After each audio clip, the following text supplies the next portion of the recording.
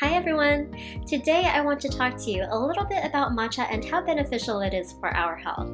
Matcha is basically stone ground Japanese-style green tea, or it is also known as fine powder tea, a luxury drink in the Far East, especially Japan for hundreds of years.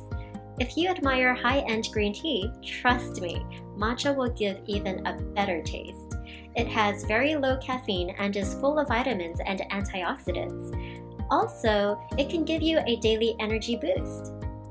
Here's a packet of organic matcha with a brand name Zenatto. I'm asked to test it out in this video. There are 100 grams of powder inside. Seems little, but actually can be used for more than 35 servings. It says culinary class, so it's dedicated for cooking or making lattes, smoothies, etc. Actually, I know that matcha has a great range of levels, but here people only describe them by culinary and ceremonial classes.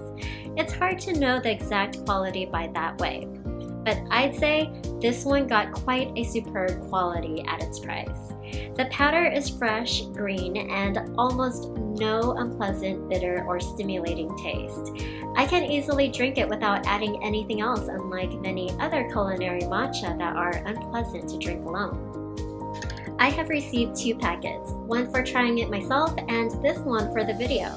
And I love how the packaging is resealable, so it's securely fastened, preventing unnecessary mess.